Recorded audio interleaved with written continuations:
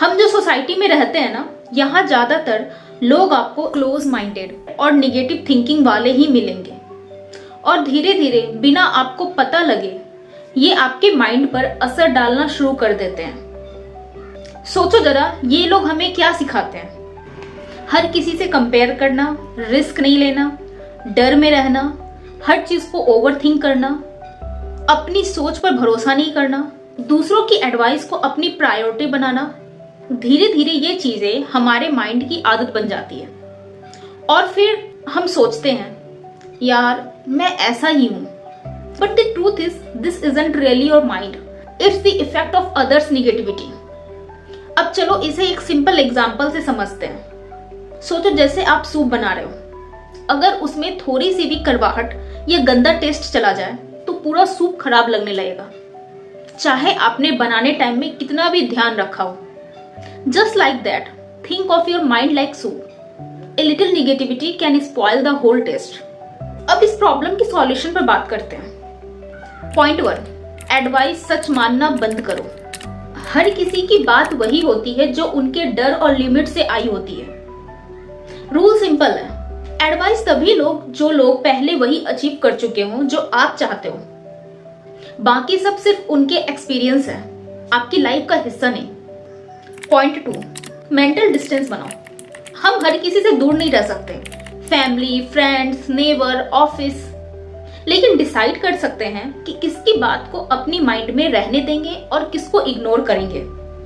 हर comment का reaction देना जरूरी नहीं। साइलेंस इज पावरफुल, बस सोचने की आदत बदलो।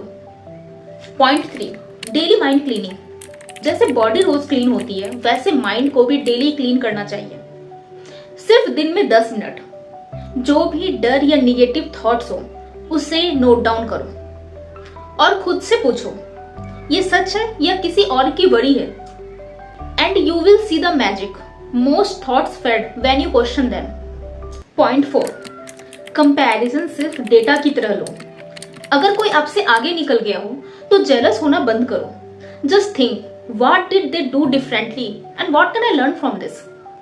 कंपैरिजन प्रॉब्लम नहीं है, गलत मतलब निकालना प्रॉब्लम है। पॉइंट 5, अपने माइंड को प्रोटेक्ट करो।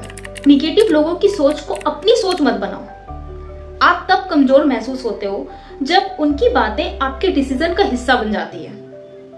Protect your thoughts. तो ये थे 5 प्रैक्टिकल सॉल्यूशंस, लेकिन ये सिर्फ शुरुआत है। असल में आपकी ग्रोथ वही होती है जब आप इन पॉइंट्स को अपनी जिंदगी का हिस्सा बनाते हो। सिर्फ समझना ही काफी नहीं है। तो अब स्टार्ट करो, अपने माइंड को क्लीन रखो, अपने डिसीजन को स्ट्रांग बनाओ और अपने ग्रोथ की रिस्पॉन्सिबिलिटी खुद लो।